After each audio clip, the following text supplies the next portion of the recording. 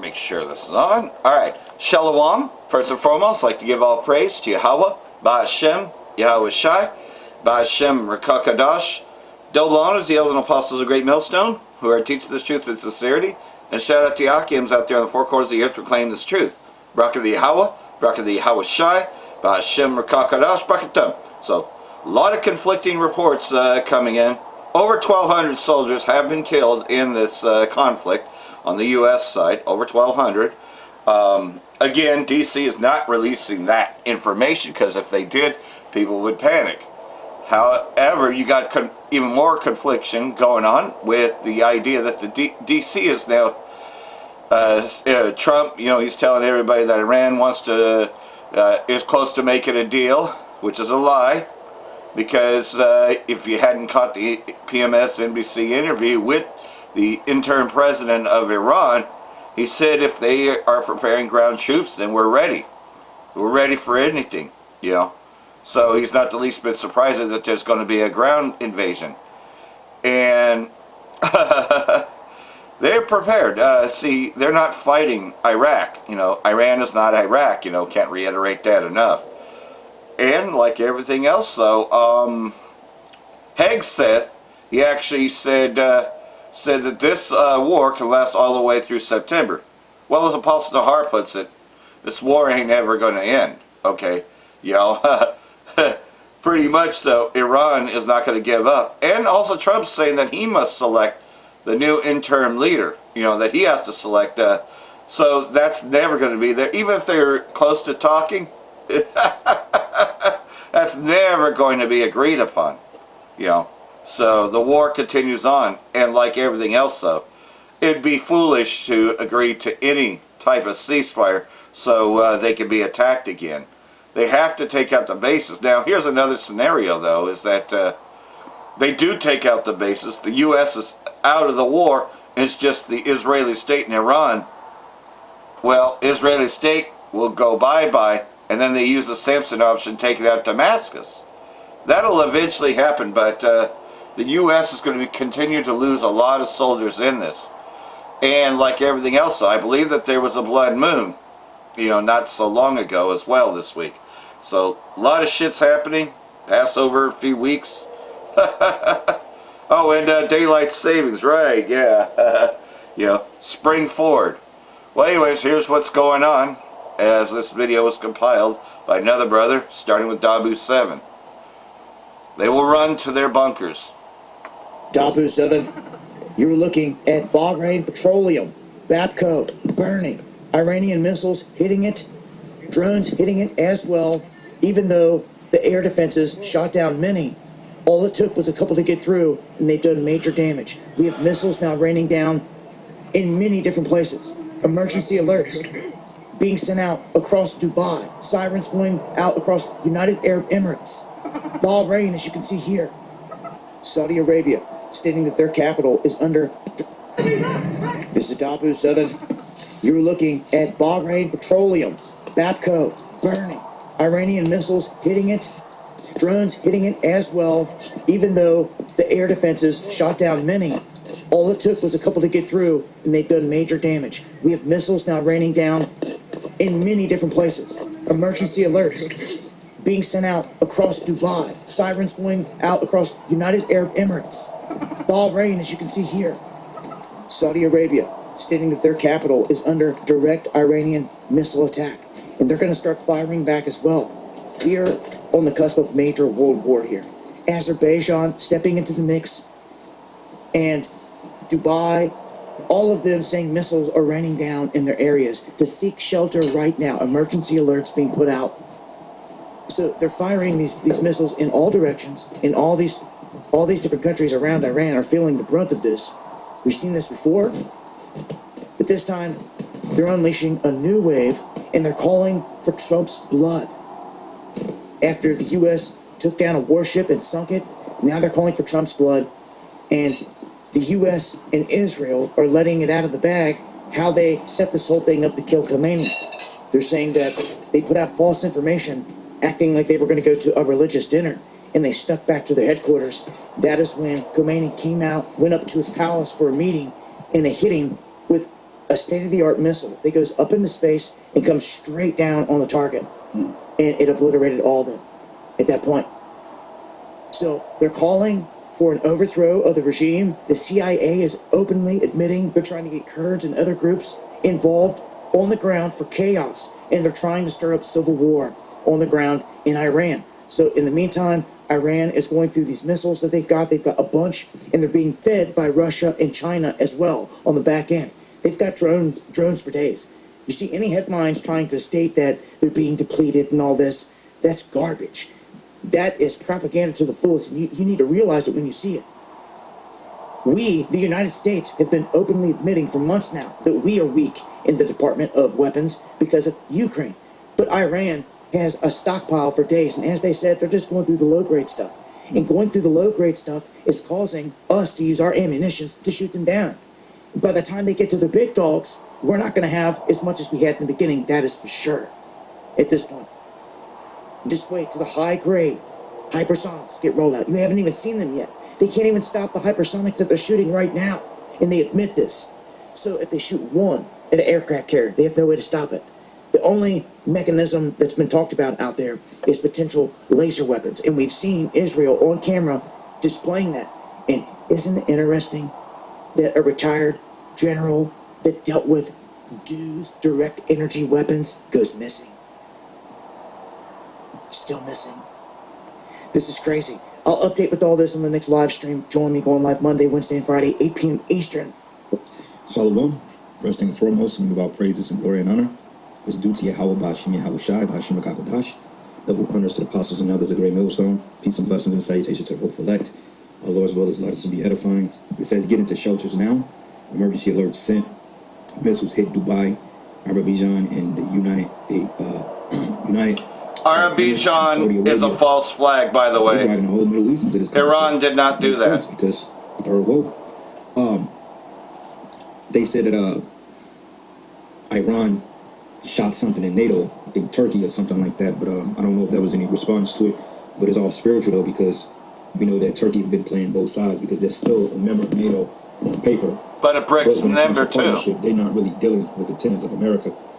And some way, somehow, they may have to succeed from NATO inside with the Eastern Bloc, but you know that's yet to be seen. But the scriptures do go into it. But it says get into shelters because you know bunkers. Man, this video I saw online of allegedly this guy that I believe he built bunkers for a living, and he may have built for like Bill Gates and all that other craziness. And I'm gonna play that video next. But yeah, these elites, they're gonna retreat to bunkers because this war is gonna spiral out of control. Okay, Trump is trying to call peace talks, but peace and safety and sudden destruction. And as Dabu was giving the facts, they said that Iran haven't even went through the big shit. They still shooting off the small shit.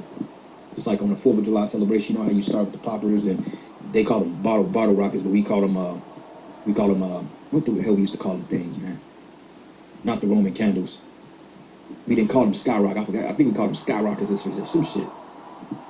But anyway, you start with that, then you get to your regular firecrackers, you know, then you get cherry bombs and your M80s and all that other stuff. You don't bring out the big stuff until it's time to show off.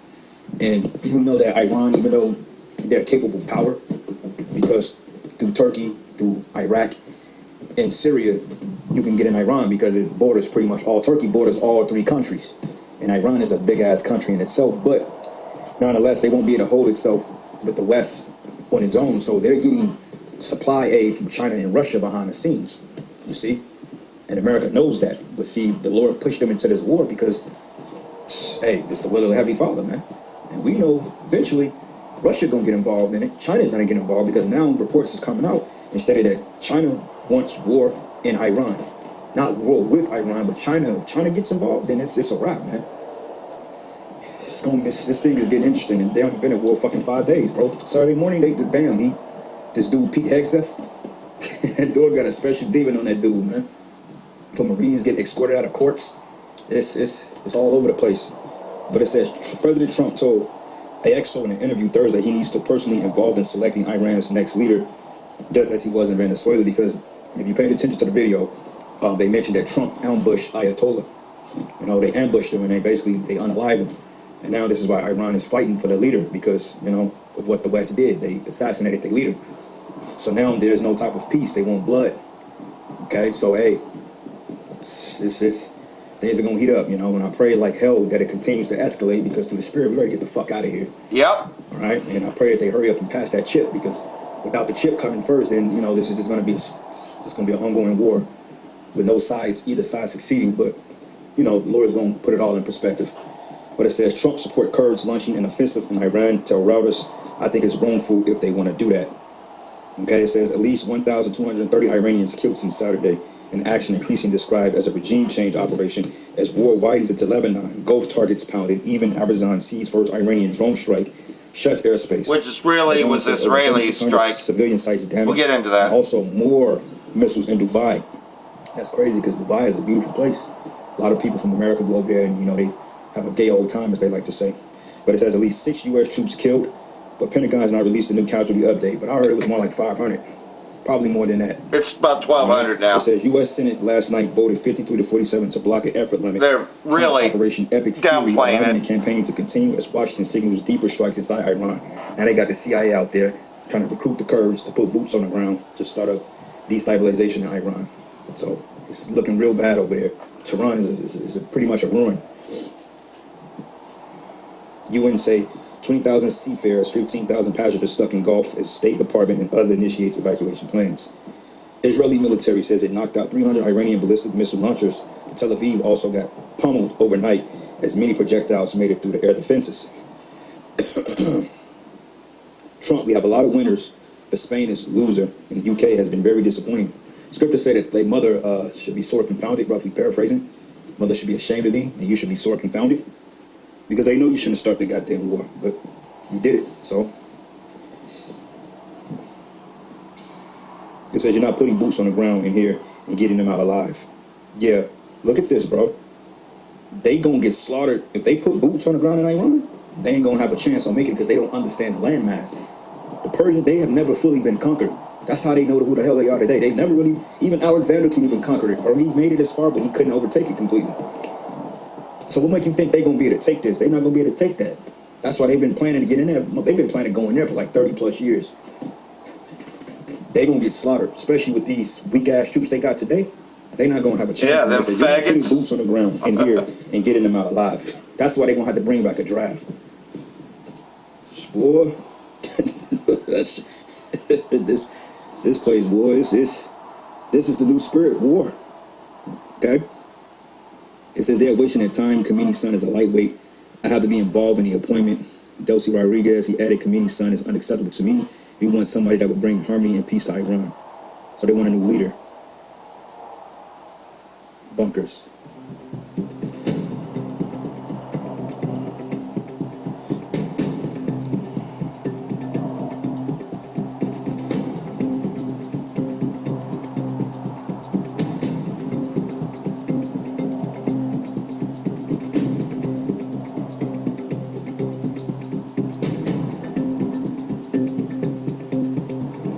It says the United States and Israel continue their history shaping. It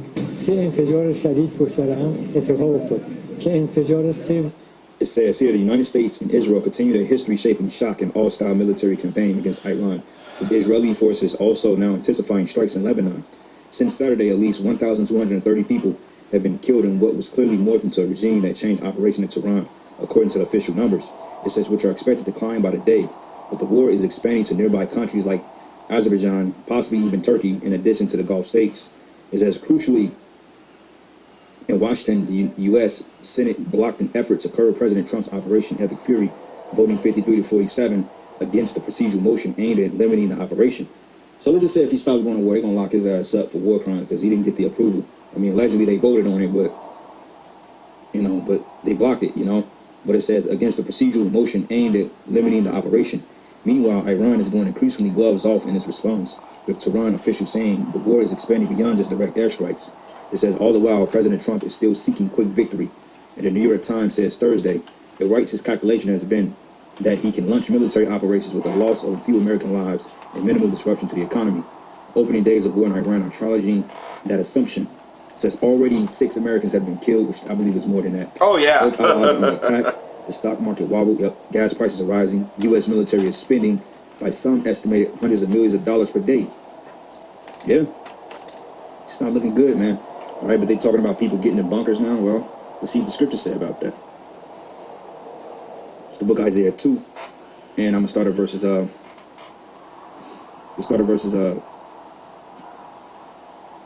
It says that land is also full of idols.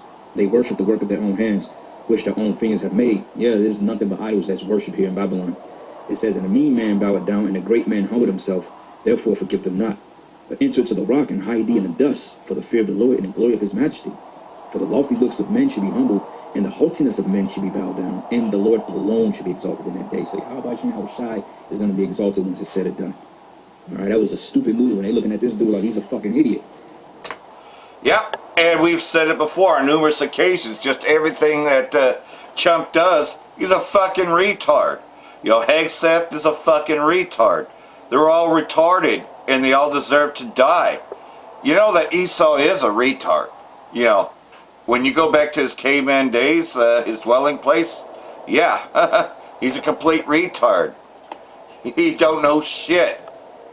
And like everything else, well, you got a proud ego on top of that, right? With Donald Trump, you know, who's the king of Babylon. How Iran war may accelerate the fall of the U.S. empire. You know, because now they're having to, you know, no matter what, Iran's saying, oh, you want to bring ground troops? Bring it on. Bring it on. They prefer to fight. This conflict could prove to be DC's most perilous adventure yet, the classic story of a superpower overreaching. For more than 2 decades, Israeli Prime Minister King Bibi has been circling a single horizon. He warned about it, lobbied for it, and dramatized it at podiums from DC to the United Nations. Now it is here. The war, he long argued, was inevitable, has arrived. A direct clash with Iran, carried out not only by the Israeli state, but by the full mighty weight of the U.S. This is neither a limited strike nor a calibrated show of force. It is the most dangerous and reckless confrontation of its kind. A war not born of American necessity, not compelled by imminent threat, not sanctioned by Congress or the United Nations, but driven by an Israeli vision of regional remarking. For years, King Bibi and his circle have spoken openly of reshaping the Middle East. In their imagination, borders are not fixed. This region is a chessboard to be rearranged according to Israeli state's strategic and ideological desires. The language of Greater Israel has crept from the fringes into mainstream political disclosure. Israeli officials, many American voices echoing them, speak unabashedly of confronting Shia extremists today, Sunni extremism tomorrow, as if the entire Muslim world would merely a sequence of targets awaiting their turn. And now the U.S. firepower behind them, King Bibi believes history can be forced. Well, guess what, though? It is on. And they're ready to fight. You're not dealing with somebody who's weak. Got to remember, Amalekites were being slaughtered by the history if you get into the previous Amalek-Persian wars. So there's more here, you know, what it's going to do to the world economy, which could usher in the MOTB, and we hope it does. So here's what's going on economy-wise. I just topped off yesterday, gas about $4.19 a gallon here in Reading at Costco. So about $4.19 a gallon. So it is showing a climb. Obviously, California has some of the highest prices of gas besides Illinois and a few other places. But nonetheless, so expect that to get bigger. During the Biden administration, it got up to about $7 a gallon. And they're talking about this thing going all the way into September. And we already know scripturally that it doesn't end well. It sees the end. Because what happens is Gomer sends all its troops in and Russia sends all its troops in. So a ground war is just going to get them to send in soldiers too. Not to mention, Iran is already fortified. And by the way, they haven't called on Russia's help as of yet. Except, in essence, that is for troops. They haven't asked for troops from Russia as of yet. But no worries, when they do, they They got plenty of support because guess what, though? That was a false flag in Turkey. Azerbaijan, that was an Israeli attack to try to blame, just like they did with Saudi Arabia, to try to blame Iran for it. And it hasn't been working because anybody can call bullshit bullshit. Now more with Apollo Neguera Batista Jr., the former executive director at IMF and founding vice president of BRICS New Development Bank. I'm glad to have you join me right now, Apollo. Now let me ask first. Thank you. So what was your initial reaction when you heard... Okay, why would he be part of the IMF and BRICS? There you go. Definitely, yes. It was a flashback to many cases of attacks by the West, by the United States, by Europe, by Israel, on a number of countries in the world, especially in the Middle Eastern area.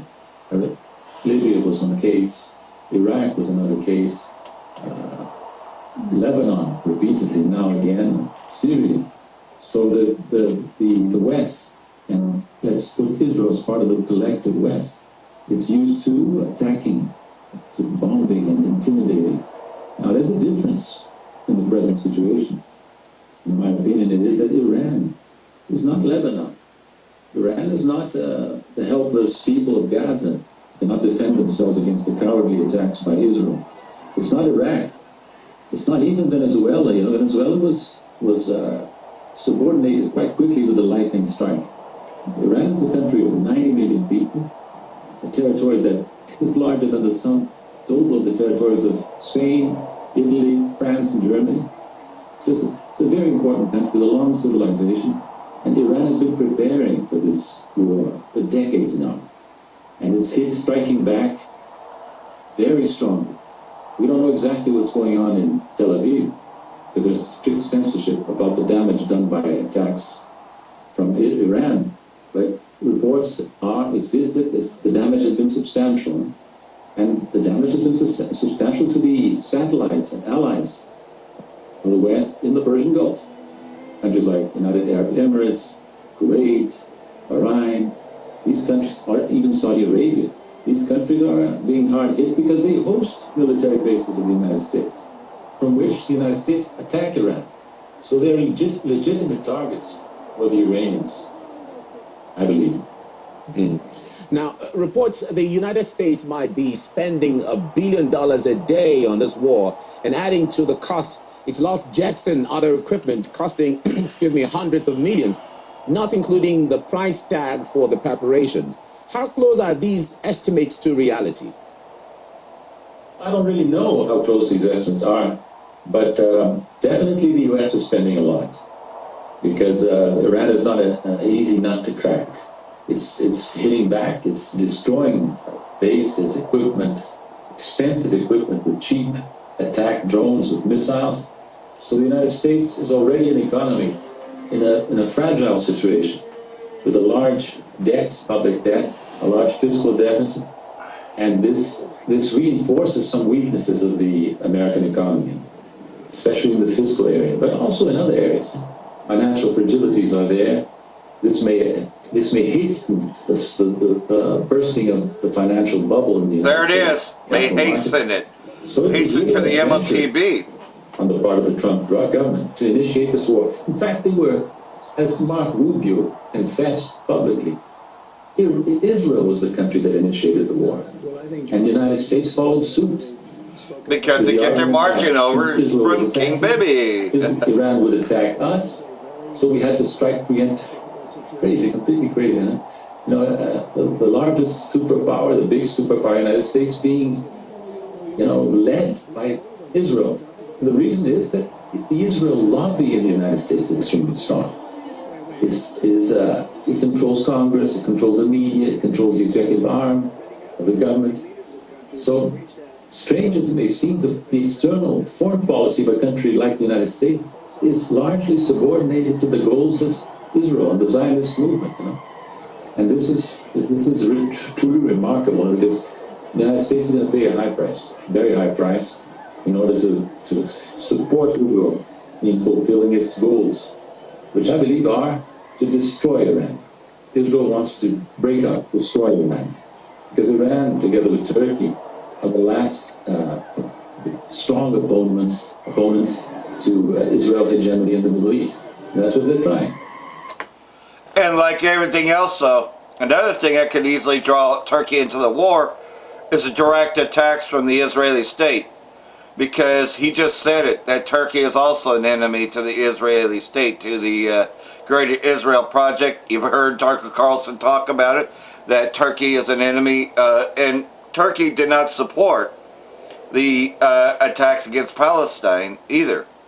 They never did support the Gaza war. Erdogan has publicly condemned it on numerous occasions. So, yeah, I wouldn't be the least bit surprised if after Lebanon, because the Israeli state is pounding Beirut, is pounding Lebanon, that they start attacking Turkey to draw them into the war. You see where this is going? You see that everything's happening. You know, we're at the beginning stages of it, and it's going to pick up, man. The Most High speeding things up for the elect's sake, and we pray we're part of that elect. In major win for Putin, U.S. grants Russia license to sell oil to India while Strait of Hormuz is blocked. How's that in the U.S. interest? Well, because India is still their ally. They tried to keep India as an ally, even though it's a BRICS member. The world desperately needs oil, but it can't get as 20% of its literally stuck behind the blockaded Strait of Hormuz. Putin has tons of oil because sales are metaphorically stuck by U.S. sanctions. If the world does not get access to oil soon enough, there will be a global recession or worse. Every day the price of oil rises by 5%. That's what happened late on Thursday. The U.S. issued a general license to allow for some Russian oil sales to India, giving the nation more options to purchase fuel as an escalated conflict in the Persian Gulf cuts off major producing region. So there you have it, though. They're doing all right. This war could go on. It's not going to affect their economy. You see how everything's shifting from the west to the east. The east is much more stronger. So yeah, you see the Abu Dhabi crude oil pipeline. You see the pipeline over here. And then you see the Strait of Hormuz all cut off. Can't get through. And this area here, obviously Yemen's right there. So anything going that way is going to be targeted from Yemen. And they haven't been able to stop Yemen either. They've done so many airstrikes against them, and Yemen still pounds any tankers going out of there as well. Trump says he must have say in picking Iran's new leader. He does not accept the son of Ayatollah Khamenei. President Trump said in an interview with Axios on Thursday that he must have a say on who is chosen as Iran's next leader, following the killing of Iran's supreme leader Ayatollah Khamenei. Trump made clear to Axios reporter that Khamenei's son, who has reportedly emerged as a frontrunner to replace his father, wouldn't be acceptable to the U.S. Well, who the fuck are you to fucking tell people how to run their... Oh, you think it's just like Venezuela, right? They're wasting their time. Khamenei's son is a lightweight. I have to be involved in the appointment like Delcy Rodriguez in Venezuela, the Venezuela thing. President said, referring to Venezuela acting President Delcy Rodriguez. Yeah. Fuck you. You ain't going to get any say-so. The only thing you're going to get is death. And it's coming to Babylon. Death to Babylon. A Babel. With Europe vulnerable to energy crisis, Putin says Russia may pull the plug on gas supplies to Europe. Well, this will really cause them to hate the whore, right? Because you can see that nothing's really affecting Vladimir Putin right now. You know, nothing's really hurting Russia. It's hurting him. This war. The Russian government, along with domestic energy companies, examining whether or not to immediately withdraw from the European market. Russian President Vladimir Putin said in a statement to Rossiya 1 television on Wednesday evening. You want to know why he might do that? Because they still are trying to supply Ukraine. They're talking about supplying Ukraine with nuclear weapons. You know, the possibility of them getting nuclear weapons. So it's a lose-lose for Europe. Putin appears to be reacting from the indication from Brussels that Russian energy may, after all, be needed in the short term due to the war in Iran and closure of the Strait of Hormuz. However, Putin may just decide to pull the plug now and start transitioning to other countries and regions that are not threatening a ban. There you go. They've already threatened to ban reliance on Russia. Why? Because the U.S. told them to. Iraq and Cuba hit by blackouts amid U.S. pressure and attacks on Iran. Baghdad reported disruption of Iranian gas supply to its power plants, while Havana blames U.S. blockade for outages on the island. Well, there you go. Both being affected by the U.S., because the U.S. tells everybody who they can have as leader that they have to have a say-so, to give a grant. Both Iraq and Cuba have been plunged into nationwide blackouts, with the Middle Eastern countries' grid collapsing after a sudden drop in gas supplies to major power plant in Basra, while the Caribbean islands outage is being blamed on chronic fuel shortages worsened by the U.S. blockade on Venezuela's oil. So, the U.S. is cutting off supplies, man. And like everything else, Apostle Ramlab went into this a bit, so they make a fire come down from heaven on the earth, and I'm going to play this in its entirety.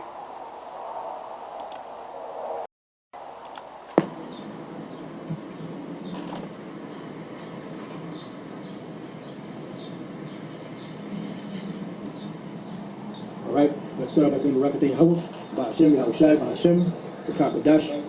Welcome to the live lesson. The name of this one is so that he maketh fire come down from heaven on the earth in the sight of men. And pretty much this is centered around a video I was just watching. This here, secular talk, breaking ground invasion, inevitable, CIA bomb, Tehran, apocalyptic, Israel invades Lebanon. So everyone's using biblical language when it comes down to explaining what's going on in the world today. And pretty much as I was watching this, the scripture that popped in my head was in Revelation. I thought it was in the 16th chapter, but it's actually in the 13th chapter. All right, and that's here, Revelation 13:11. The main point is in the 13th verse. Matter of fact, I read the 13th verse and then we'll jump back up. And he doeth great wonders, so that he maketh fire come down from heaven on the earth in the sight of men. This is dealing with America. All right, and what is that fire coming down on the earth in the sight of men? That's dealing with these missiles. So what I did was I also typed in, what was the first country to have missiles, and this is what I got.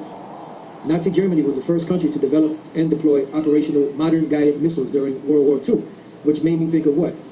The book of, it was actually in Jeremiah, about the wise men of Timon. Jeremiah 49:7, concerning Edom, the Edomites, so-called white people. So-called white people, specifically dealing with these small hats, the international bankers and the Edomites. And not every white-looking person is an Edomite, so you could understand. Thus saith the Lord Yahweh Shemel of hosts, is wisdom no more where? In Timon. What is Timon? Timon are the so-called, Germans. Like Oppenheimer. Right? Now, the actual original people of Timon are no longer there. The Japhetic people are no longer there. They've been removed by Esau. They've been removed by Esau. All right? Son of Eliphaz, grandson of Esau, one of the dukes of Edom. I'm sorry, I don't know what I was thinking. They're actually Edomites. My bad. Selected for that. I was thinking about the table of nations under the Japhetic people. So it's really dealing with the Edomites, and specifically the ones that call themselves, Germans. Now, if you do a process, what they call process of elimination, the smartest Edomite people out there are the Germans, which are known as Timon in the scriptures. Now, when World War II ended, what was the big race all about after, World War II ended? Well, the big race was to get the German scientists from, Germany, so and to be able to get their knowledge of, of this technology that was brand new back then of making missiles, because they were the first nation to actually to create a missile, to be able to have the technology for it. So certain ones of them went to America, others went to the Soviet Union at the time that it was called. All right. Now I don't remember the percentage, but it doesn't matter. I believe more German scientists came to America than went to the Soviet Union back then, as it was called. Today it's called Russia. All right. So pretty much these are the Germans, which are what? The wise men of Timon. That's what the Lord said. Read that again. Concerning Edom, thus saith the Lord, power of hosts, is wisdom no more in Timon. So is there no more wisdom in Timon? See, or among these Germans? Why? Because they are the top, intelligent Edomites among the all Edomites. Its counsel perished from the prudent. And by the way, the small hats are the dumbest. You know, Teeman are the smartest, and the small hats are the dumbest. But the small hats are wise, you know, in wickedness and being able to take people's shit and claim it as theirs. You know, they don't invent anything. They don't do anything. All they do is steal from people. You know, murder people. You know, so on and so forth. That's the only thing they've contributed to society. Death, destruction, turmoil, you know, mourning, so on and so forth. Its counsel perished from the what? The prudent. Is their wisdom vanished? Why? Because these devils are being brought down now. And there's no amount of knowledge, wisdom, understanding, strategy, whether militarily, whether political, whether militarily, that's going to be able to pull you out of this situation, you know, as far as, you know, the judgment of the Lord coming down upon you. And your wisdom, the world is seeing how inept these devils are, you know, especially here, these American devils, you know, the Edomites here in America. They are the dumbest individuals out there. They ran to rush into Iran, you know, to take over, or thought that it was going to be a quick takeover like in Venezuela, and they bit off more than they could chew. You know, and the madman is out. I mean, do have people, all different types of individuals, Americans that's, you know, want this devil out of there. You know, impeach him. I voted Democrat all my life. You know, I decided to vote Republican one time, and it was the biggest mistake I ever made. He promised no more wars, and that's exactly what he brought. He brought nothing but war. All right, so going back. So it says Nazi Germany was the first country to develop and deploy operational modern guided missiles during World War II, specifically the V-1 flying bomb, first launched June 1944. And the V-2 rocket, the V-2 developed by Werner von Braun, was the world's first long-range guided ballistic missile. So they got their modern warfare through the wise men of Teeman, which are the so-called Germans. All right, and it goes into the key details. First operational cruise missile, the German V-1 or buzz bomb, was launched against British and continental targets starting in June 1944, first ballistic missile. And this is why, once the war was over, what was the mission of America and Russia? To get those same individuals, these same scientists, so that they can, you know, get that knowledge from them, so that they can build a better defense for the future. You know, and this is why in the book of Isaiah 54 and 16, it says, "Behold, I have created the smith that blew off the coals in the fire." If you know anything about a smith in the ancient world, he created, you know, weapons. He created, you know, horseshoes and, you know, different things made out of iron. You know, but the modern day smith today would be the scientists. All right, like the scientists that were in the Manhattan Project. You know, Oppenheimer, Einstein, and the rest of them individuals that were there, specifically with the top tier of them, which were the Germans or Teemanites. All right, and they were the ones that put together the modern technology for warfare, and this is what gave America the advantage over all of the nations. So when they dropped those bombs at Hiroshima and Nagasaki, once the world got a view of that, they were like, oh shit. And what happened was they turned around, Russia turned around, and other nations started to invest more in their military and their protection from, you know, weapons of this nature. All right. "Behold, I have created the smith that blew off the coals of the fire, and that bringeth forth an instrument for his work, and I have created the waster to destroy." What is the waster to destroy? Those missiles. Because that's the sole purpose for those missiles. That's why after the destruction, when they're used, if there's anything left anywhere in the world, the first thing that we're going to do, if we be the elect, is go around destroying any weapons that are left of these devils. You know, burn them up with spiritual power. You know, you can read about that in Ezekiel, the 39th chapter. So that's the purpose of this waster to destroy. So when America was created, it was also, the time was also ticking for their destruction, and the judgment, which would be the lake of fire, was going to be brought about by these missiles, you know, and also the lasers from the chariots. All right, so going back, it says that the first ballistic missile, the V-2 rocket, was first launched in 1942 at Peenemünde, Germany, reaching space in 1944. Early rocketry, while Germany developed the first modern guided missiles, basic gunpowder-propelled fire arrows were used by China as early as the 13th century. And this is pretty much the, you know, the idea of man to put this together that was given by the inspiration of the Lord, you know. And the Lord is the one that worked in the minds of these Germans to be able to put this technology together, to build something that would bring nuclear fire from one part of the world to the other for the judgment that the Lord was going to bring upon them, the weapons of the Lord's indignation. And that's also found in the book of, I believe that's Jeremiah 50 or 51. Let me see. Let me just type in weapon, see what comes up. 21 times. Okay, it's supposed to come up that way.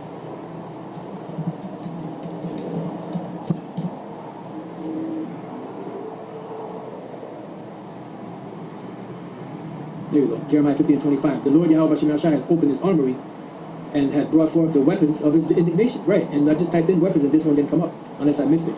The Lord had opened his armory. So the Lord is the one that gave these devils the technology to be able to build this. Because the scriptures say that knowledge will increase. And has brought forth the weapons of his indignation. For this is the work of the Lord Yahweh Hashem Shai, power of hosts, in the land of the Chaldeans, which are the modern day Chaldeans, would be the wise men of Esau. Right? They would be akin to the Temanites. They would be akin to the Magi's, of ancient Egypt, so on and so forth. All of the wise men and councils that all these different nations had, from the time that they were empires. All right. So going back, it says early modern rockets, iron case rockets were utilized by Tipu, Sultan of the Kingdom of Mysore in India against the British in the 18th century. Although some research indicates early U.S. experiments, Nazi Germany is recognized for producing the first functional weapon system defined as guided missiles. All right, now, so I typed in what country was the second to have missiles. Now they put the Soviet Union here, but when you read it, the first after Germany was the United States. First United States, 1945 nuclear test. Second Soviet Union, 1949 nuclear test. 1957 missile test. All right, so you have Germany, number 1, Edomites. America, number 2, Edomites. And the Soviet Union, or Russia, today, United States, the third one, more Edomites. Why? Because this is the blessing that these devils got from the Lord. And what was that blessing to do? Pretty much to take peace from the earth, Revelation 6:4. And there went out another horse that was red, which is a representation of Esau being red, and power was given to him that sat thereon to take peace from the earth, and that they should not kill one another. And there was given him unto him what great sword. Because in this time, going back to when these missiles were created, that's when the full blessing of that sword was actually, really, got to its height. All right. And what was the great sword for? To take peace from the earth. And that's why in Revelation 13, as we read, where it says that, Revelation 13:13, and he doeth great wonders so that he maketh fire come down from heaven on the earth in the sight of men. And this is the scripture I thought about when I was watching this video here. This individual secular talk. This is, the devastating power that the Lord gave to these devils. And pretty much it's only set up for his judgment, for his destruction. So with that, I pray that the brothers and sisters have been edified. Till the next time I say, Shalom. So there you have it, though. And like everything else, so has their wisdom vanished, right? Meaning that they're using stockpiles of this, and pretty much so, it's not going to do them any good. It will not save Babylon in that day. Pentagon prepares for the possibility that Iran war will last through September. Well, as Apostle Har puts it, they ain't coming back, and this war is not going to end. The news of the Pentagon preparing for a long war comes as U.S.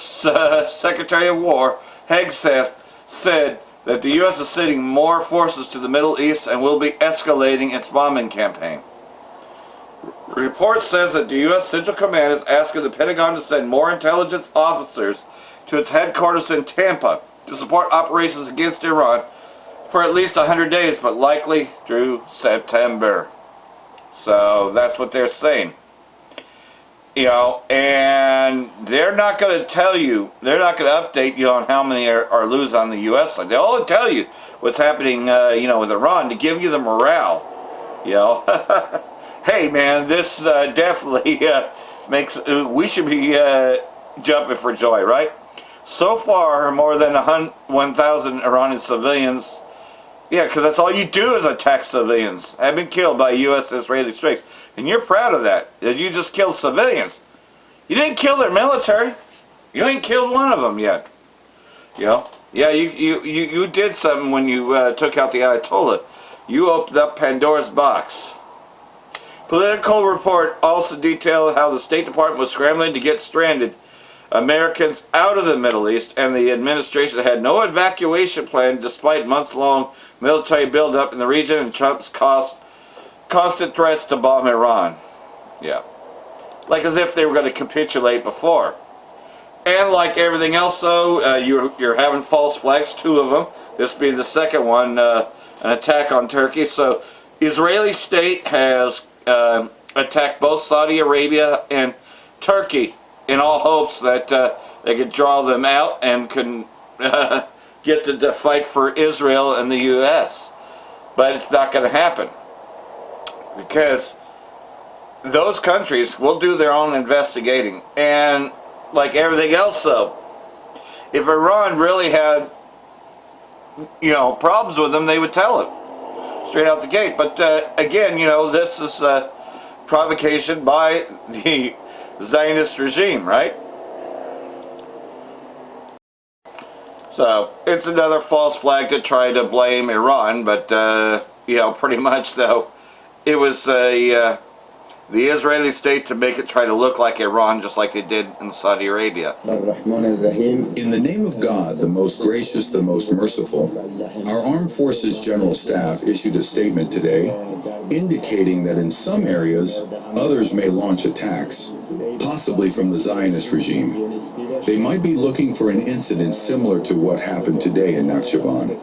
Our Armed Forces General Staff announced that we did not strike Nakhchivan and that there was no reason to do so. The statement also mentioned that it is possible that the Zionist regime and others are undertaking these actions to provoke us into conflict with neighboring countries. This is psychological warfare, and they are trying to dominate the narrative through their own media. Our armed forces are conducting their operations wisely. We will certainly make efforts to avoid using our ammunition unnecessarily. So there you go. And not to mention, in another statement, they said they have precise missiles. And if we were going to attack you, you would know it. Iranian officials say Israeli state carried out some of the drone strikes against Gulf energy sites. Well, yeah, which is dealing with Saudi Arabia as well as other places. Some sources say some of the attacks, namely oil refineries, ports, and civilian targets, were carried out by Israel to provoke Gulf states into entering the war. At least the flock, trying to draw them out, right? Iranian officials have cited Israel of carrying out some of the drone strikes on energy and civilian sites in the Arabian Gulf, calling the attacks a calculated bid to spark regional fury and pull Arab states into the war against Iran. Iranian Foreign Ministry official told Middle East Eye that Israeli state was behind several of the drone attacks against Saudi Arabia and claimed that they were also responsible for at least one of the attacks on Oman. I can categorically say some of the attacks were not carried out by us, the official who requested anonymity said. The official declined to say which of the strikes Israel was responsible for, but Saudi Arabia has been struck at least 5 times by drones and missiles, with the Prince Sultan Air Base and the U.S. Embassy in Riyadh among the facilities targeted. Again, these countries will do their own investigating. Iran has been targeting U.S. assets across West Asia since Saturday in retaliation for the huge attack by the U.S. and Israeli state resulting in the killing of Iranian Supreme Leader Ayatollah Khamenei. And don't forget the school that they hit. Because they double tapped to make sure that they killed every last one of them. And it's coming out that the U.S. was behind that, not Israel. Isn't that interesting? That the U.S. carried out that attack. So, well, when you figure out that Amalek is also Donald Trump, it makes more sense, doesn't it? Iran says it is ready for ground invasion and rejects ceasefire with the U.S. So they're like, hey man, bring it on. You want a war, you got one. Iran Foreign Minister Ghashi said on Thursday that Tehran is prepared for any military escalation, including ground invasion, warning that such a move would have catastrophic consequences for its adversaries. Speaking to NBC News, Ghashi said Iran's armed forces were ready to confront any scenario arising from the ongoing conflict with the U.S. and Israel. We are prepared for any eventuality, even a ground invasion, he said. Ghashi dismissed reports suggesting that the United States might support Kurdish armed groups in an attempt to destabilize or overthrow the Iranian government, which they've been bragging about using Kurds to come in. Such reports have been denied by the White House. Well, you're the one that put it out there that you could use Kurds to invade.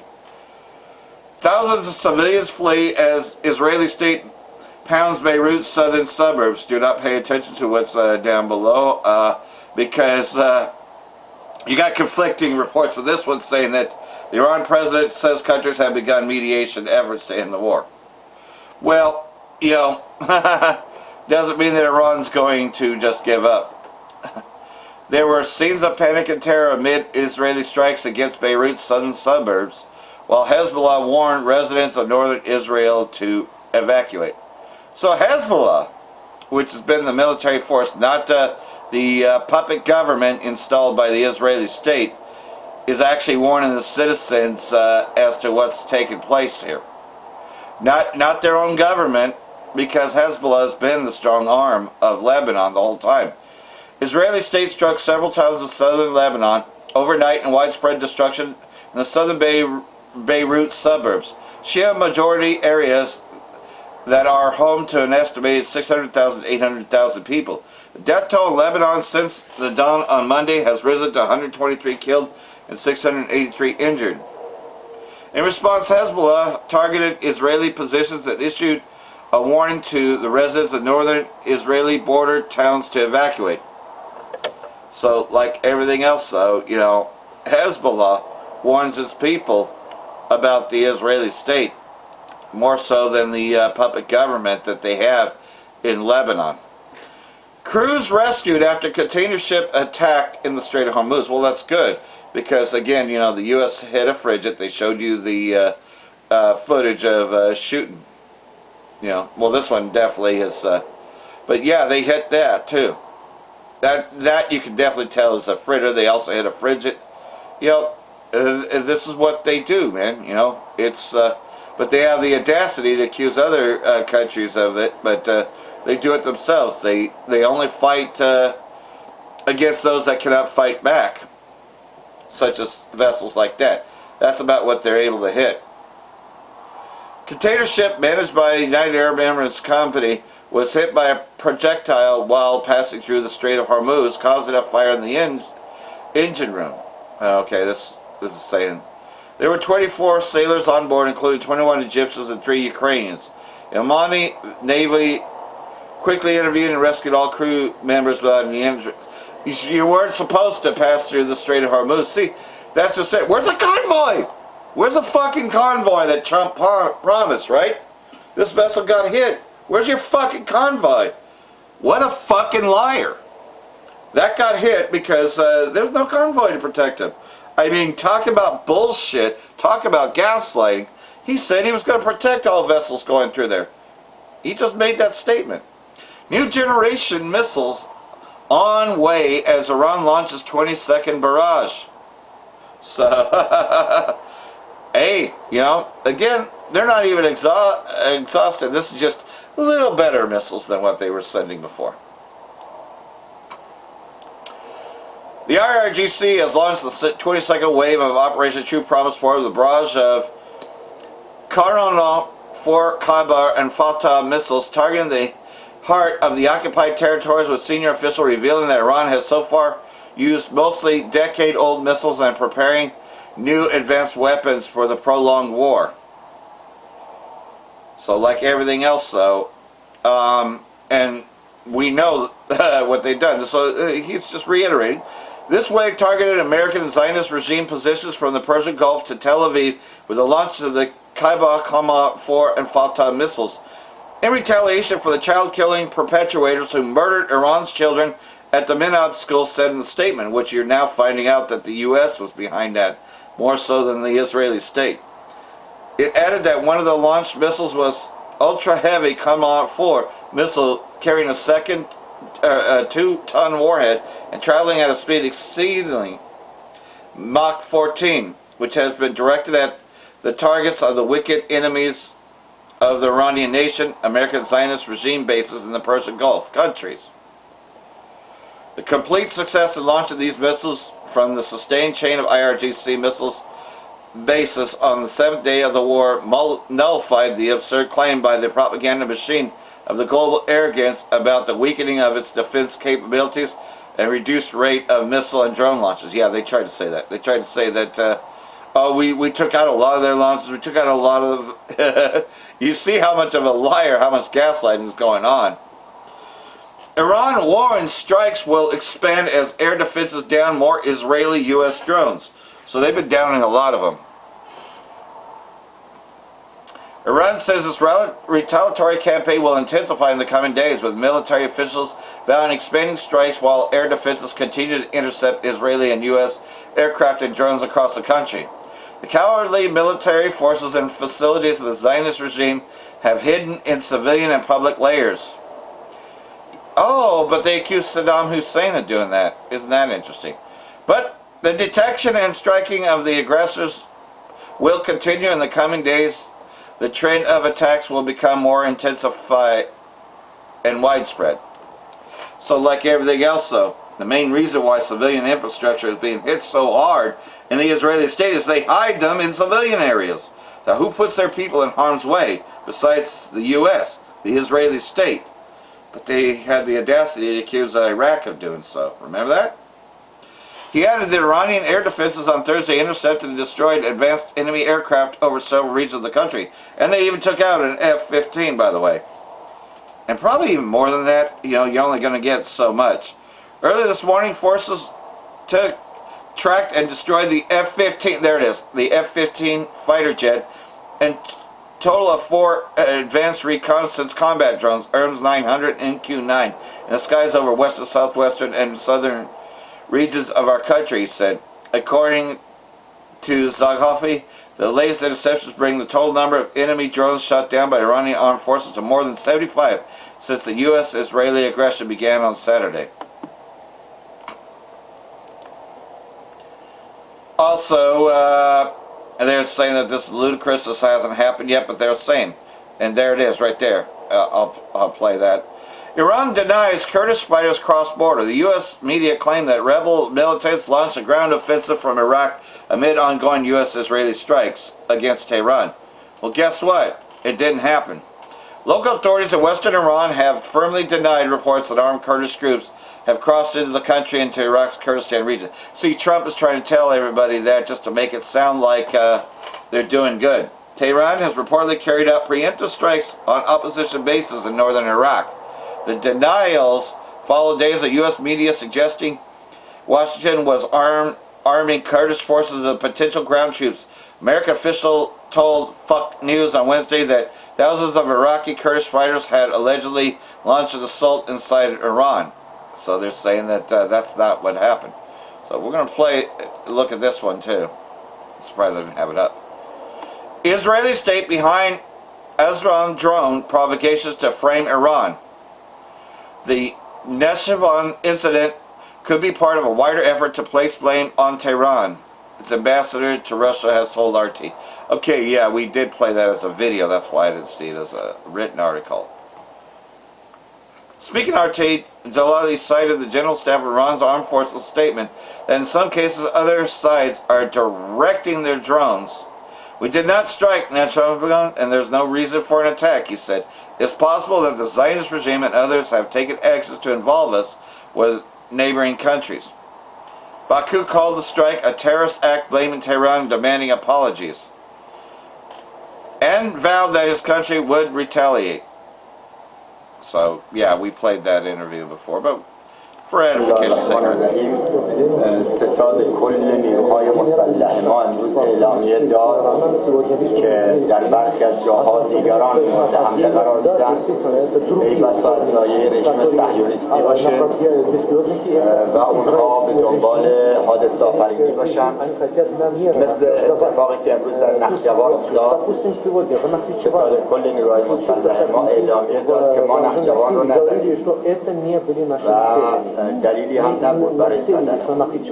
لذا در همون اعلامیه ستاد کل ما اومده که ای بسا رژیم صهیونیستی و دیگران برای اینکه ما رو درگیر بکنن با کشورهای همسایه‌مون این اقدامات رو انجام دادن.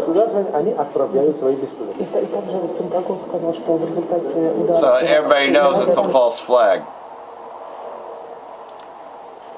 Tehran threatens Iraq's Kurdish leaders with direct strikes if Iranian separatists cross the border.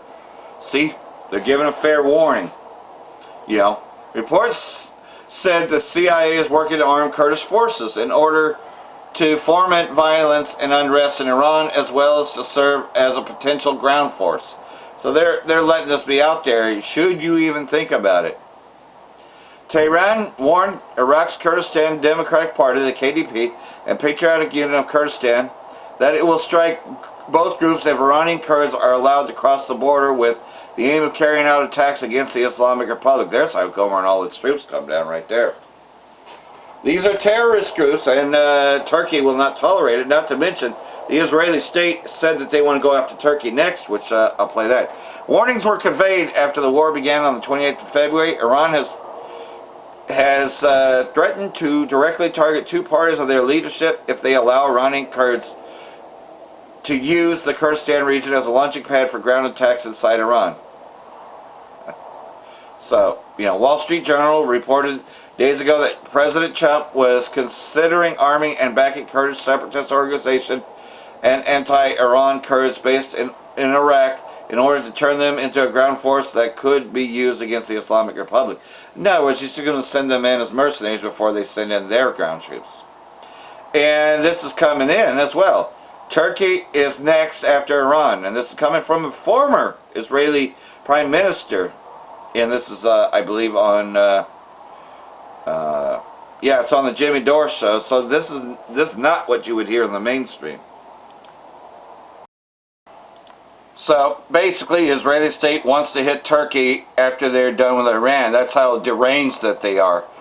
But I believe they'll keep on doing false flag attacks to try to draw them in. Shows you kind of how extreme Israel's vision for the future is. That they're actually going to direct their war machine against countries that are NATO member states, that are deeply invested in the Western political world. Yeah, they have a plan to attack Turkey. So here's how Gomer comes in. So I saw this and I immediately wanted to get your take on this. So Sarah tweets out, fresh off murdering 148 Iranian schoolgirls and assassinating Iran's supreme leader, Israel is now setting its sights on Turkey. So let me just give you this and you respond to it. A new Turkish threat is emerging. There it is. I want to be very clear. Turkey and Qatar have gained influence in Syria, are seeking influence elsewhere and everywhere throughout the region. And from here, I warn, Turkey is the new Iran. I mean, Erdogan is sophisticated, dangerous. There it is. He seeks to encircle Israel. And while some senior Israelis were on Qatar's payroll, Qatar and Turkey are nourishing the Islamic Brotherhood monster that is growing and eventually might become as dangerous as the one created by Iran.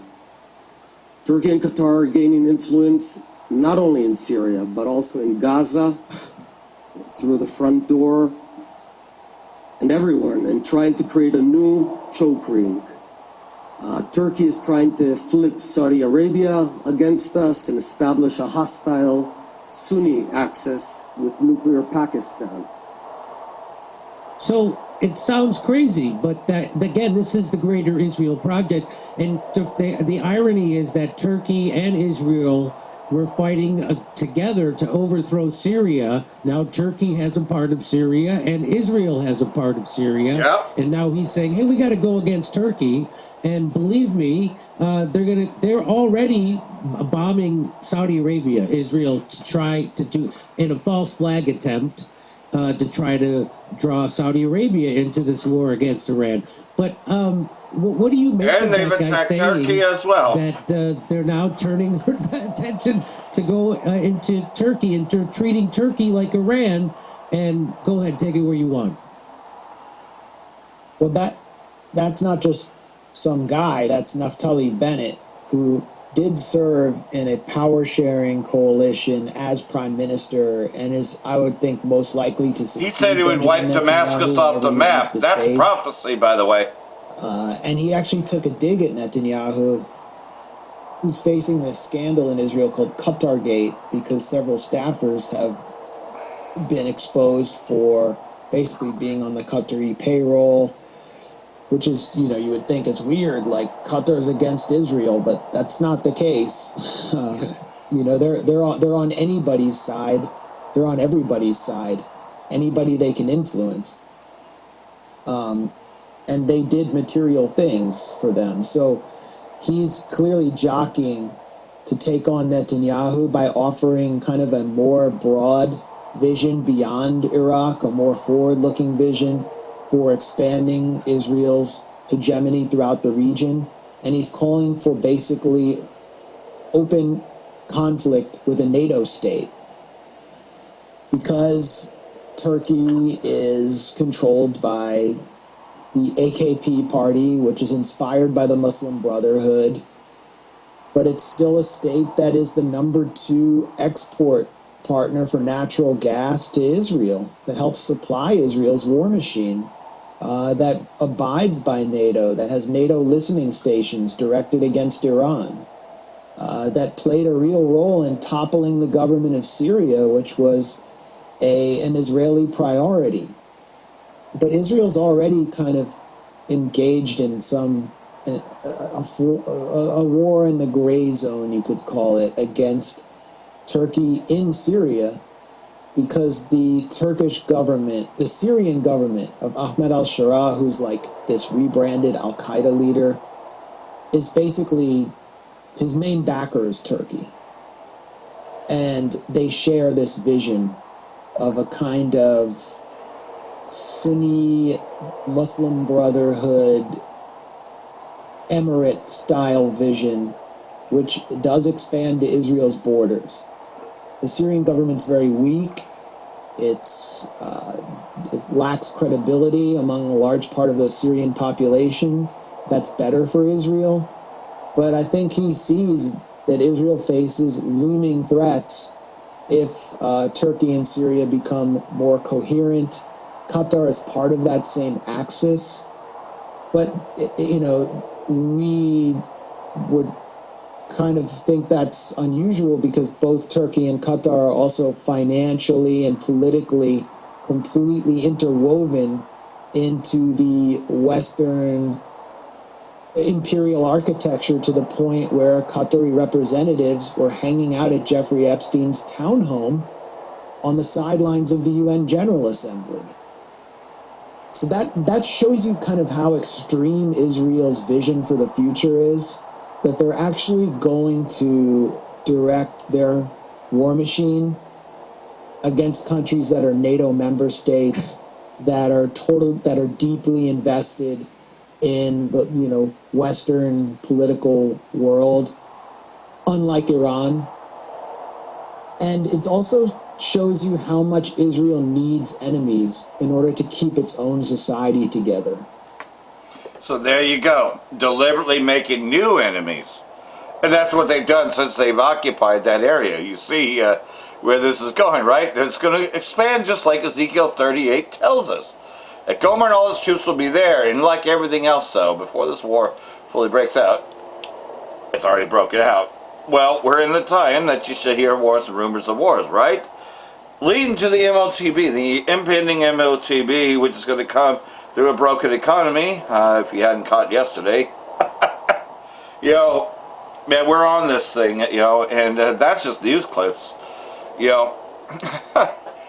And the casualty rates are going to go up. They're going to be very, very, very quiet about the U.S. and Israeli losses, So that's going to be blacked out. But their defense grids are smashed.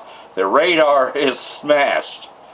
Iran has already exhausted all their... They have to spend a lot more money now to bring up some more to continue the bombing campaign. And they're going to have no choice but to send U.S. soldiers in there to do a ground war, which Iran's ready for. And the Kurds, so far, have not risen up against them, unlike what Trump is telling everybody. But all this is what Yahushua said would happen. That you just keep on hearing rumors. The media propaganda machine. Matthew chapter 24, verse 6, you will continually hear of wars and rumors of wars. See that you are not frightened, for those things must take place, but the end is not yet of the age. So the age of Esau Edom, in other words, there's still more that has to happen, and we go into this time after time that there's still, before World War III fully breaks out, before these events take place, one more event has to take place before the return of Yahweh Shai. The MOTV has to be mandated worldwide. And that can happen through civil war. That can happen through unrest. That can happen to, oh, well, the old world order, it has failed, so we need a new world order. So they can usher it in during this time of crisis. For nation shall rise against nation, and kingdom against kingdom. And there will be famines and earthquakes in various places. We already know what direct energy weapons can do, and we do know that some of these tactics, because they're already talking about laser weapons that Israeli state will be using in this as well, causing catastrophes, etc. Through order out of chaos, they will be able to usher it in, especially with a broken economy. They'll be able to usher it in. So, yeah, that's all stepping, you know. But these are merely the beginning of birth pangs of the intolerable anguish and the time of unprecedented trouble. You know, we're in that time now. You know, this is, 2026. They have a project, or they have a, Agenda 2030. As you know, things have picked up quite a lot. Most High is accelerating this, so like everything else, though. Got one more here before I close this out. Then I want to say Bracha the Yahweh. Bracha the Yahweh Shai, Ba'Hashem Rekakadosh, Wa Abal Babal. Brakatem Yehovah Oleg. And this is coming from the brother in South Carolina who does very good edifying videos. You should know him if you're part of the elect already.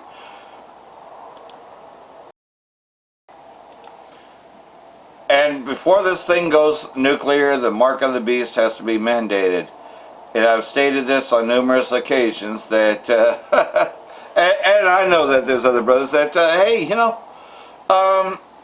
World War III is already here. The nuclear destruction, however, does not come until after the MOTV. But World War III is already here, and, well, we're going to see a lot more happen, leading to the utter destruction. And you're going to see them usher in the system to get everybody to comply. I'm not even sure that Putin could bring in a peace deal, because at the same time, his economy is going up with this war. You see? Because the price of gas and oil is going up, that's actually helping him out. So I don't even know if there's so many scenarios that can happen, but the main one that has to happen is the MOTB has to be mandated worldwide before this thing ends, before nuclear destruction comes and Yahweh Shai returns. So, either way, though, this is from a 2002 to 2003 yearbook, and this is put up by the brother in South Carolina. Then we have me there with my name in Mrs. Reeker's class, 4th, 5th grade. There's the front of my yearbook.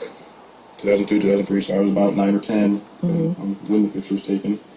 There's another picture back here with me and my great-grandfather. And then we have kind of the main point, which is the center portion of this yearbook, which has all the pretty colorful pictures. The art, pop culture, scientific section of the yearbook. And the one that we wanted to share with you guys is called Chipping In. There it is. Chip, a microchip containing personal identification information, is injected under the skin, virtually undetectable. The chip may be used for financial and transportation security, building access, as well as military and government security purposes. Down here you also have RNA has its day. And if you're like me, a federal bill banning all forms of human cloning, including efforts used for promising stem cell research, blah, blah, blah. So, we wanted to share that with you guys because it goes to show that we've been conditioned for a minimum of 20 years into accepting this chip that's coming, which will enable us to buy and sell. As well as, you have human cloning and the manipulation of DNA. Another little just fun blur. Instant photo. Smile into your phone. Cell phone camera combos are here with some phones, even allowing up to 8 seconds of video. Wow, that's impressive. Email images to anyone from just about anywhere. Look, Mom, I'm now at the Statue of Liberty. Can be addictive. So even back then, they knew what they were doing. They've been programming this. They've been AI. doing this for a very long time. And then what do you have? Everyone addicted to their phone. And, you know, people with their Apple Pay phones. It's just a matter of time before people are swiping their hands. I mean, some people in some areas are already swiping their hands for paying or access into buildings, but it's going to become large scale, and you're not going to be able to buy or sell without it. Just like Yeah, look at the keys to your vehicle. We are back with another video. This time dealing with the mark of the beast. All praise to Yahweh, Bahashem, Yahushai. Double honor to the apostles and elders of GMS. Shalom to the holy elect. And this video is going to be a response to Mark of the Beast in my old yearbook. And you know, it's basically just this video comes off a woman's channel, but she's filming her husband. All right, and their video is entitled Mark of the Beast in my husband's old yearbook. Okay, but of course we're men, we don't have husbands. So we're coming from the standpoint of the man. So again, all praise to Yahweh, Bahashem, Yahushai, and double honor to the apostles and elders of GMS. All right, so again, the title of the video is Response Mark of the Beast in my old yearbook. And you just, you know, basically a simple, quick video to the point. There was a man that's, you know, you can see it right here on the screen, and you saw it just a minute ago. He was going through his old yearbook, and he remembered that they had the Mark of the Beast in his old yearbook, which we still say, we have maintained, you know, by my recollection for over, I believe even before coming into the truth, I knew the Mark of the Beast was the chip. You know, it's just one of those things. I don't know how. I mean, I knew it was the chip. But you know, even Paul Bagley put up videos going way back when she was about the technology that was used in pets would be in people. You know, and we still believe it today. Coming into the truth, we've been teaching it now. I've only been in the truth now about 16, going on, and I believe this summer will be 17 years. So that whole time, even before we came into the truth, GMS, or our elders and apostles have been teaching that the Mark of the Beast is the RFID chip, and we still teach it now. And many Israelite groups don't agree, but it's all right. You don't have to agree. You're not the prophets of the Lord. Okay, if anybody else tells you anything different than that, they lying, they going off, and I wouldn't trust them. I wouldn't trust anybody that's teaching that will say that the Mark of the Beast is anything other than the RFID chip. Anyway, here we are today, and this dude's yearbook going back to 2002, 2003. It's 2026 now, so about 23, 24 years ago, he can even remember. And he's saying they've been conditioning us, you know, even back then to receive that microchip wherein you're going to have it to buy and sell. Why, you say? Because we're going to go into a cashless society. Cash is going to be abolished at some point. At some point, cash will be abolished, and the new monetary system, if you want to call it that, the way you're going to be able to make purchases, buying and selling, will be conducted through digital means, which is going to be on the RFID microchip, and we've told you that, which is the Mark of the Beast. Okay, now the reason why this guy is saying that they've been conditioning us, he believes that, sure, but from the beginning, the Heavenly Father is the one. This is really his technology, his chip. He put that on the left-hand side. He put that in the thoughts of these people to do what they're going to do. Okay, the nuclear destruction, the RFID chip, concentration camps, the famine of the word is all orchestrated by the Heavenly Father. But he's going to use the left hand, the spiritual demon Satan, through his people, the Edomites, the so-called white man, to bring these things on the earth. This is Isaiah 46, verse 8. Remember this and show yourselves men. Bring it again to mind, O you transgressors. Here, remember the former things of old. For I am the Most High, and there is none else. I am the Most High, and there is none like me. You see that? What does he do? Declaring the end from the beginning, and from ancient times the things that are not yet done, saying, my counsel shall stand, and I will do all my pleasure. So this is all the pleasure and the will of the Heavenly Father to bring these things to pass. Now he had John the Revelator see a vision of a time where technology, well, you know, we moving fast, right? He's had him see the end time, and he wrote down many visions. John the Revelator had a heavy portion.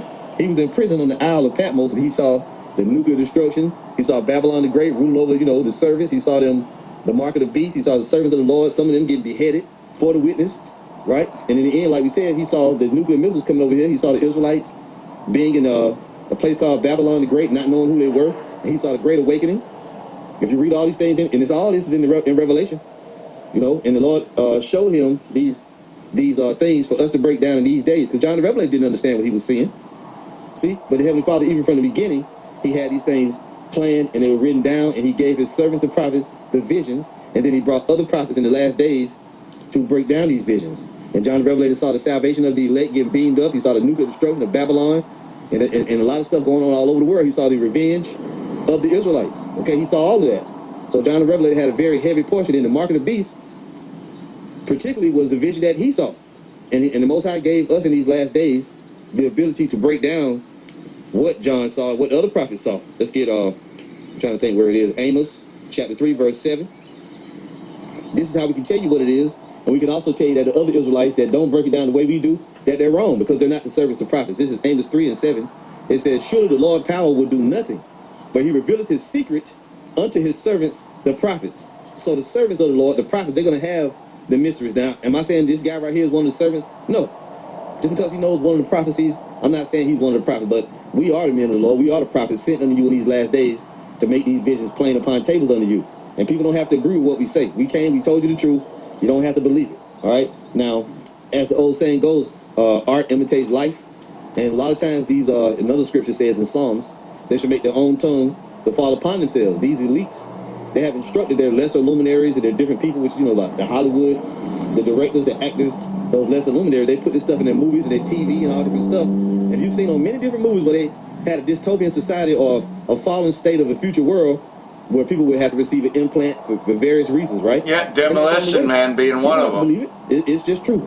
Hey, like I always say, you don't have to believe it. It believes in you.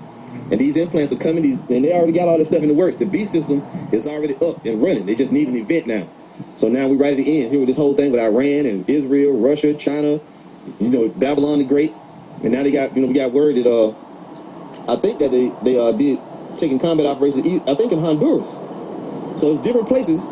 You know, you had that shit that happened down in Mexico. You go, hey, look, you got a lot going on in the world, a lot going on in the earth right now, and everything's moving towards this prophecy right here. We know that World War III can't get in its height. It can't really kick off on a mass scale until this prophecy is implemented. So it's odd that it will come up now. And let me give a quick shout out too to the brother that sent me this video, the brother Yawasop from the GMS Texas El Paso, Texas camp. They're in El Paso prophesying. All right, and the brother Yawasop, GMS Yawasop, hopefully Lake, the water for the video. Sent it to me yesterday afternoon. I'm just getting around to it now. So yeah, this dude in his video, and they also mentioned mRNA in his old yearbook, which is crazy. Let's go back and look at that. So he actually read it to you. Back then it was VeriChip. It says VeriChip, a microchip containing personal identification information, is injected under the skin, virtually undetectable. The chip may be used for financial and transportation security, building access, as well as military and government security purposes. Woohoo! So, you know, prophecy jumping right off the pages of the book into your life in these last days. And we told you about it. Again, Amos 3 and 7, surely the Lord power will do nothing, but he revealeth his secret unto his servants, the prophets. If you're watching anybody that's claiming they preaching the Bible, and they can't break down to you the end time prophecies, they are not sent by the Lord, okay? They're not the men that you should be watching. But we know you're going to continue because why? You have a lazy brain and you like entertainment, so therefore you're going to watch what you've been watching, right? Because you have carved out a place in your mind where you say, you have started making excuses for the people that don't have the truth. Well, don't nobody got the whole truth. You crazy. The Lord sent his complete truth to men on the earth, and those are the ones you should watch. The 100% truth. That's GMS. This is Revelation 13 and 16, and he calls us all, both small and great, rich and poor, free and bond, to receive a mark in their right hand or in their foreheads. And this is what that guy was talking about. When you go into the word mark, it is the word charagma. We got a bunch of videos dealing with it. Let's go and show you that, because I'm not going to the full breakdown of it. We're not going to do that every time now. We're just going to give you updates, all right, and we're going to keep it moving. You can go and watch some of our older videos. If we go over here, type in mark of the, you know what, and most of the people can't even tell you what the beast is. See this right here? Mark of the beast, stupid arguments, the wilderness, mark of the beast in heaven. Bishop Nate's Revelation 13, 16 breakdown doesn't make sense. Mark of the beast is not money. There will be a mark of the beast. Don't believe the hype. ISUPK captain used a circumlocution concerning the mark of the beast. The dollar is not the mark of the beast. Stop saying the shot is the mark of the beast. Response, intense dream about the mark of the beast. What if they force the mark of the beast on me and others? You know, a live stream, almost 2 hours long.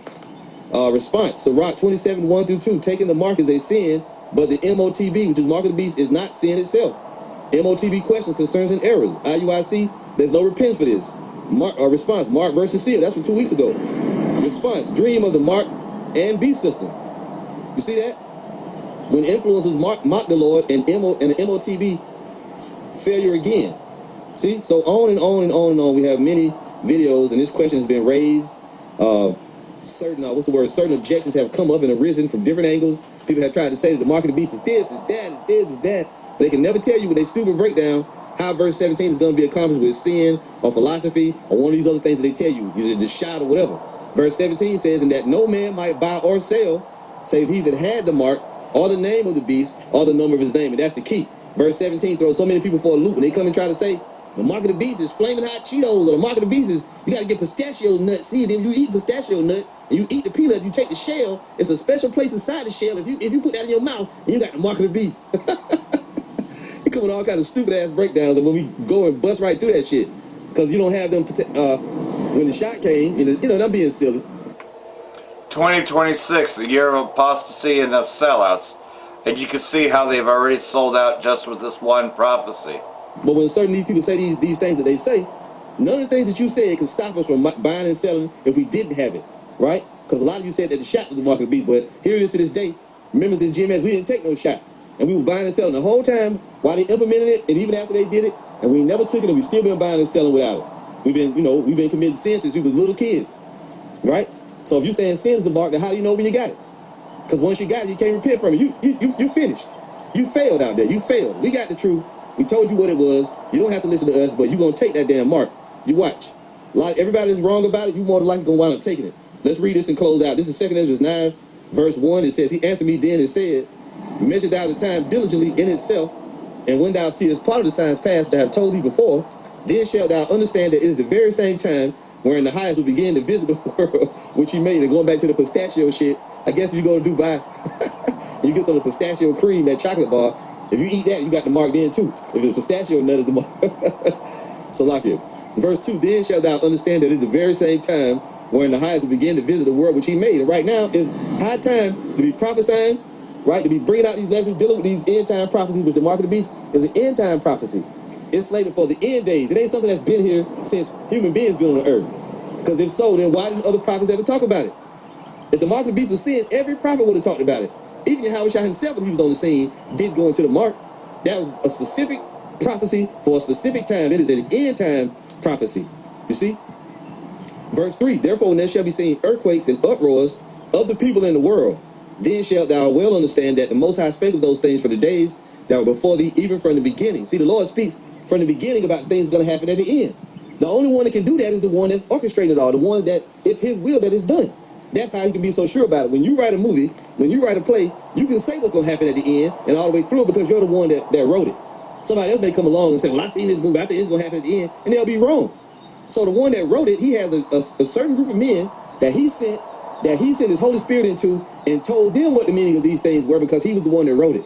Anybody that can't tell you about the movie, right, that's going on in the movie, they're not friends with the director. He didn't tell them what it was. That's why it's so key to listen to the right group, because the one that wrote the movie, which is Yahweh Bashim Yahushua, revealed his secret into his servants the prophets, because it's his script, and he told them what's going to be, and they're going to have the secrets. Everybody else, they're going to be fucking going off, just like they are. They're going to be wrong about what they say that it is, because they're imposters. They were not sent by the Lord. They're under the spirit of error. Verse 5 says, I'm going to read 4 again. Then shalt thou well understand that the Most High spake of those things from the days that were before thee, even from the beginning, because it's his movie. It's his plan. He's the great architect. Verse 5, for like as all that is made in the world hath a beginning and an end, and the end is manifest, even so the times also of the highest have plain beginnings and wonders and powerful works and endings and effects and signs. And a great sign of the end of days is this MOTB. And nothing can happen. Everything is hinging upon this. The end of the world can't even come until this mark comes. So in this man's yearbook, right, which we sent this video around, he had it in his yearbook, right under his nose. He knew about it. Why don't you? Why don't you know?